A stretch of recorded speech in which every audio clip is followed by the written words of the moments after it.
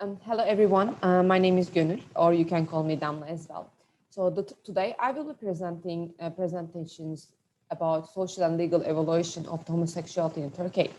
The reason that I chose this topic was the unconsciousness and ignorance about homosexuality and its history. So that's why I would like to point out. And so before I start in the history, Turkish history, I would like to go into a bit deeper and previous history to be able to define the homosexuality as well.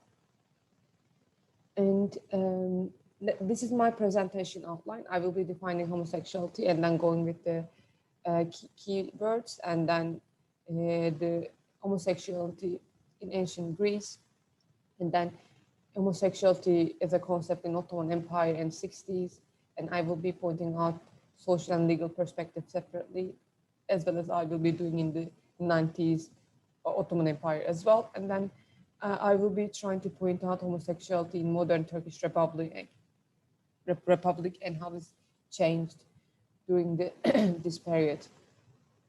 So let's start with the definitions of homosexuality, which I founded in LGBT Resource Center, and this term has been defined as outdated term to describe, but it's defined as a homosexual orientation in which a person feels physically and emotionally attracted to people of the same gender. Basically, say that if you're a person feels attracted to, it can be a physical or emotional. If you are feeling physically or emotionally attraction to the person who belongs to the same gender as yours, it means that you're homosexual. But as we all know, it's not that simple. It cannot be simplified as much as they do in the previous time. So let's go over the keywords. So this is the keywords I will be putting out during my presentations. And I will be trying to define and put into the topic. So in ancient Greece, let's go over. The ancient Greece, homosexuality wasn't like, the reason that I point, by the way, the reason that I point the ancient Greece, because it seems as this is the first place which has the proof of homosexual act in their history. So they in Greece they do not have a concept of homosexuality, but they have a concept of same-sex erotism, and it it it was thinking that it because of the male domination, and because they are not thinking that same-sex erotism can be occurred in the female as a concept as well. So, and also in the ancient Greek history, the well-known and commonly used term is bisexuality. But bisexuality means that a man has the right to do so. But besides that, woman does not have. So the sexual act and in ancient Greece has been defined and divided into two, as reproductive and unproductive. So the reproductive act should be occurring with the female and male sexual act, and should be occur under the name of marriage.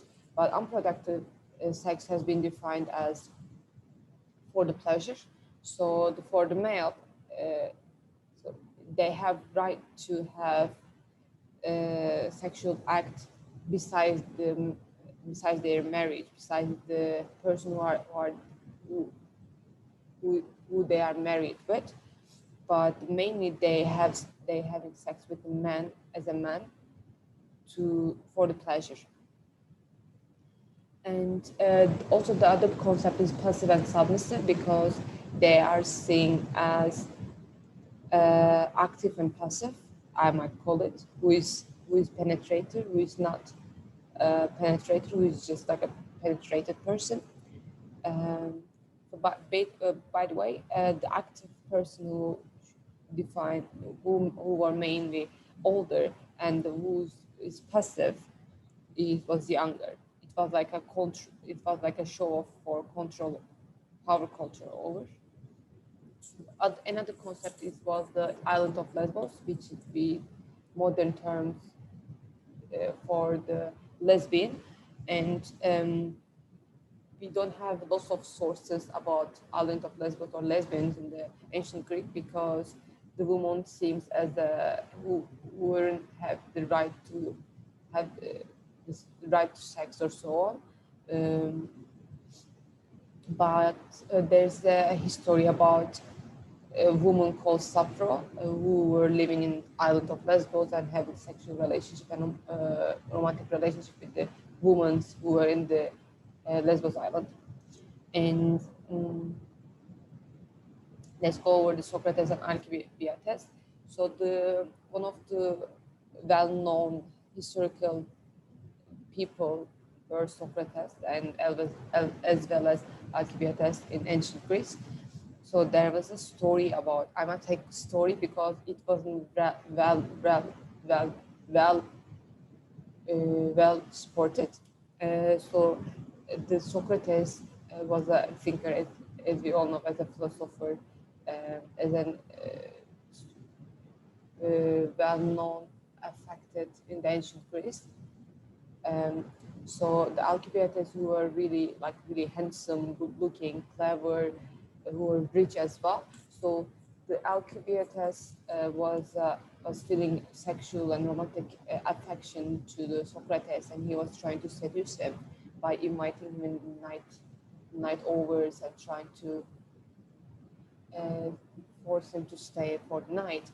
But Socrates wasn't into him that much. That's why he was rejected him. And also Socrates there is an assumption for Socrates saying that Socrates has many lovers, as a male lovers, but Alcibiades was jealous of them. And in the medieval European countries, the male homosexual relations was having that penalty, but not the female ones, because female act, or we may call it lesbian act, homosexual act doesn't seem as an sex. Because they state that the female homosexual act doesn't include intercourse or doesn't include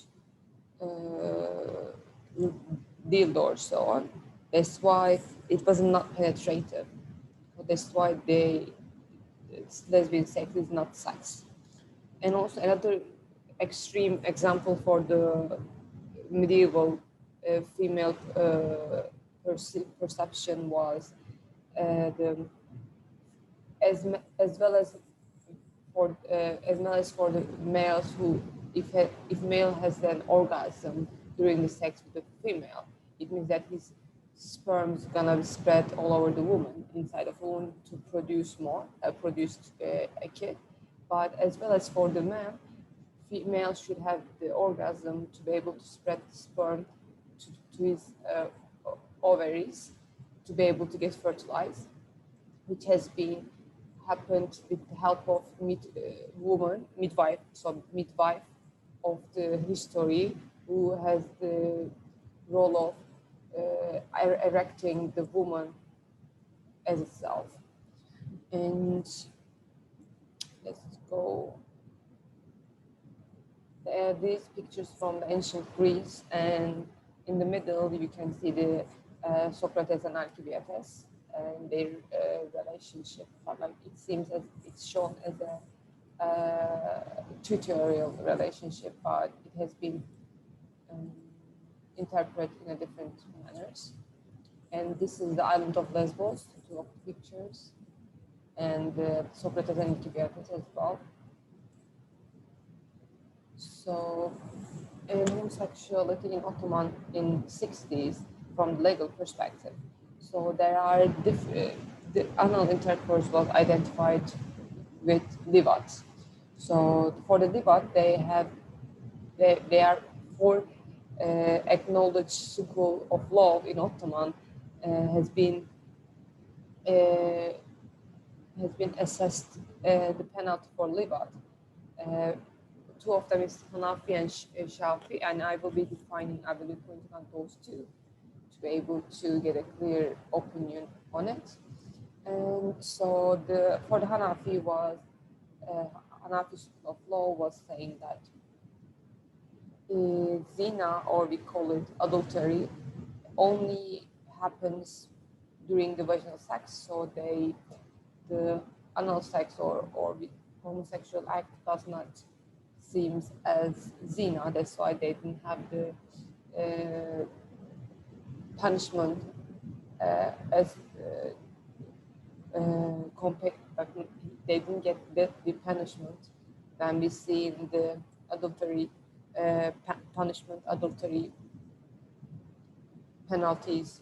So they, of course, in 60s and for 90s, for 60s Ottoman, the was homosexual act was a criminal act, but they didn't have the really deadly punishments compared to other sexual acts.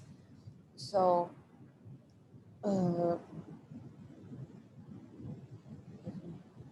but another point was, if a person who is married or not has an important impact of a person who is getting a penalty or not, or the level of penalty, I must say. And then let's go for the Shafi. Shafis has see as an intercourse, as an adultery, or we might call it zina, but the punishment was different. So it was if a person who were having sexual relationship with the or sexual intercourse, anal intercourse was partners, if his partners was male and female, or if it was both males, they have the same punishment. But the differentiation is coming into this one, that penetrator and penetrated doesn't do not have the same punishment, and penetrator has the higher punishment compared to penetrated one. And also another point of view was, there's a two terms who is called ihsan and muhsan. Ihsan was defined as a married person, and muhsan as defined as iffet, or the one who is free for the sexual relationships. Also another term that they use is muhannas, which basically means that feminine male. So in 60s Ottoman, they were defining muhannas as feminine male, and who will get a punishment. But if it's, for example, it's saying that if a person muhannas who get the lower punishment compared to who is not muhannas. So another point of view in homosexuality in Ottoman 60s was social perspective. So from social perspective, it was highly acceptable in the higher authority, and then it has been shown in a lot of art products or in poetry or literature. So Muhabbab Zina, as well as known as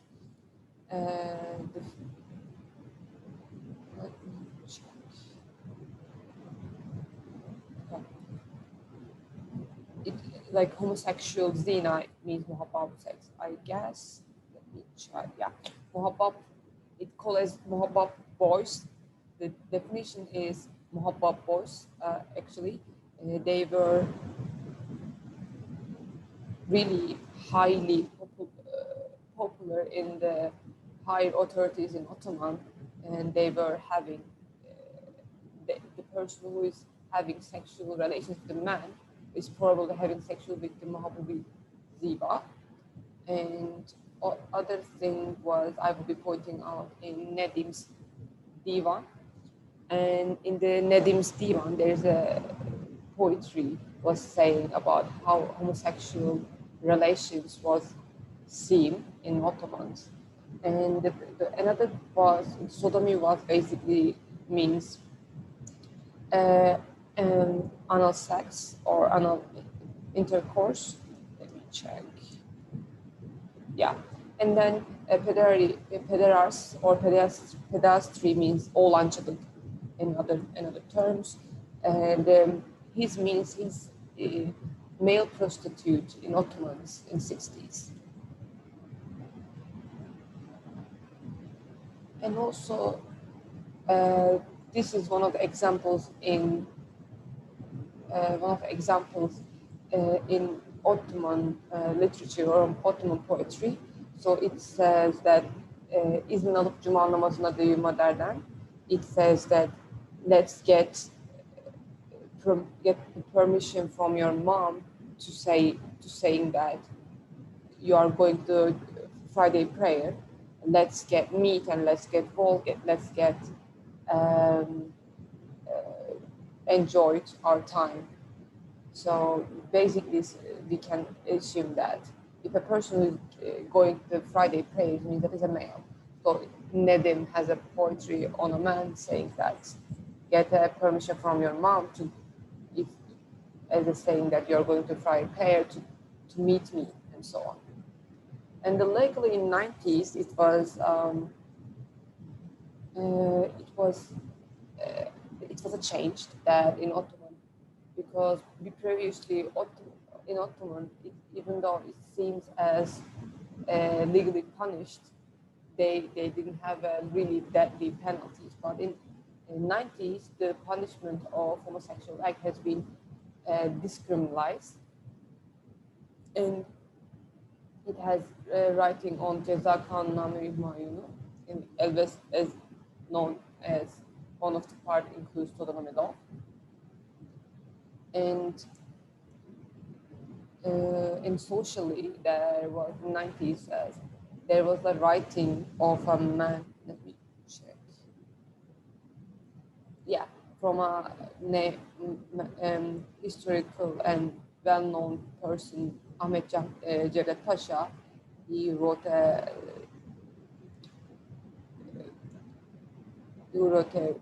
book about Marzat to Sultan Ahmet Abdülhamit. So he was saying that the womanizer has been in the maturity, and the ones who love the young males has been reduced, and I think it's just the pedestry has been disappeared.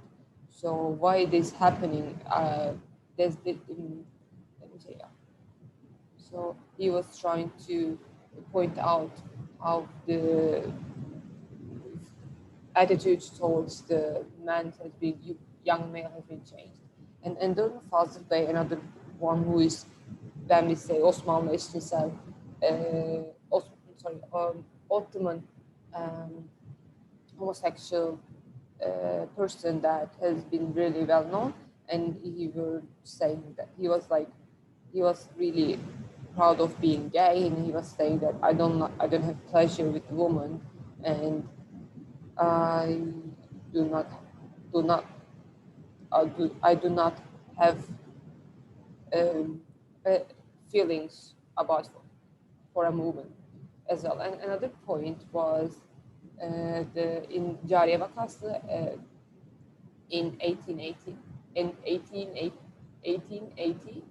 it should be, and it was about three female, and actually two female has been getting close, and they were having sex and having a relationship. After a while, they realized they want another female, and they were getting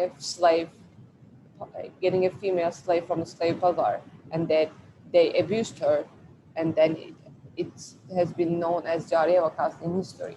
Another term is seviciler. It's used for the lesbian relationships in Ottoman.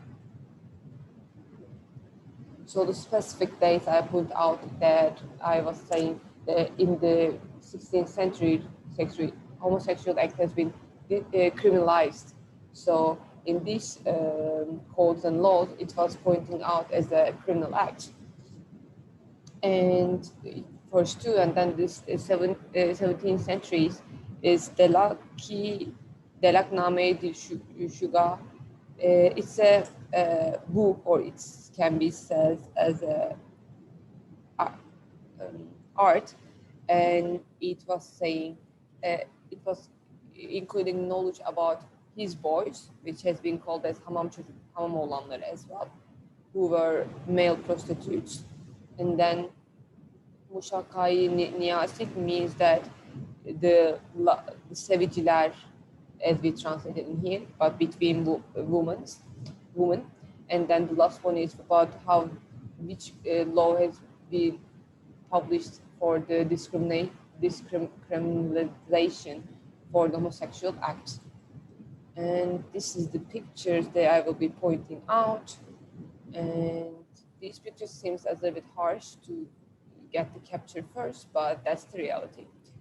So this is the pictures in Ottoman. So in homosexuality in modern Turkish Republic is legally, if we can say, didn't have lots of changes, but had been changed a bit. It's adding the right to change gender, and still they have really discriminative attitudes towards homosexual acts, such as not allowing the serving military, and who is homosexual who get pink certificate from the military, that who will never be able to be a part of military as well.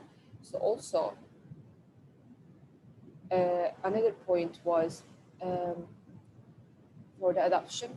So you cannot adopt a baby as a homosexual couple. Another point was the marriage of homosexual people doesn't accepted by the government, and also people who are homosexual cannot have blood donation. So because probably you saw in the paper that if you have anal intercourse, you cannot blood donate at the same time. And also the pride in Turkey has been cancelled or has been banned, I might call it, for the 5 years, so on. And other point was that, let me check in here. Yeah, so in line the liberal tolerance, so the law in Turkey does not discriminalize same gender love and non-heteronormative gender identity, but at the same time they do not accept or recognize the LGBT community or LGBT people to deserving equal respect and protection. So it has the Turkish government has really important impact on this one. So let's go over to here socially. So the previous slides you have been shown that there is no well-known homophobia or honor killing kind of concepts in the Ottoman Empire, but in modern Turkish Republic you can see there is homophobia and honor killing, which caused by the homophobic attitude. And also the police terror has been well known as an LGBT community. And then another point was which has been changed throughout history, with accessing the visibility by the press. So the LGBT community at least known in the press, which they can defend their rights. But while I'm saying that at least, but it's really sad that the discrimination against LGBT community has been really changed and depressed, and also criminalized or socially being non-acceptable. So it's really sad. And other pictures that I will be pointing out is this one. So the countries has been pointing out as who says homosexuality should be accepted by the society. Turkey has 25%, I must say, quite sad and quite disappointing. And then other point was the homosexuality in modern Turkish Republic that I would like to point out was Selma Aliye Kavaf, who was ex-minister for the Women and Family Affairs in 2010, says that I believe homosexuality is a biological disorder and the disease needs to treatment. So as we can see from this perspective, even though it doesn't seem as a criminal act, it acts upon as an biological disorder or some disease that needs for treatment. So another point that I would like to show that this is the names that I found from the media who has been honor killed by the name of by the people who were homophobic or who were honor killed. And the other part that I will be so the one of the research who were established by the Kadir Has University has been done was the Pew research in 2020, and all 25% of Turks said that homosexuality should be accepted by the society, with it 57% opposite it. The other part was one of them was says that the parts who were in the between was saying that I have no comments. So also another point was the acceptance was higher among the educated people and youngsters. So as we can see is that education has a really great impact on modern society from the homosexual aspect. So another point was I will be pointing out was Netflix has cancelled the Turkish drama of the Eve of filming. It was writers saying that the government blocked because it was include a gay character. So another point was I would like to say that there was a movie, there was a TV series called Shameless, and then they translated in the Turkish version called as Bizim Aile, and then they transformed the gay character into a character who were fell in love with the older female character who were married. So as you can see in the modern Turkish Republic, how the homosexuality couldn't be acceptable. They cannot did not have the acceptance accordingly. So this is the reference that I used. So, but they were a lot, but I would like to put the ones that I was getting information the most. And I point out one really nice quote from the person who were gay activist and actor and who were Tony winner. And if you have further questions, feel free to ask me through my email. I would like to be really happy to answer all of them. And thank you. Have a lovely day.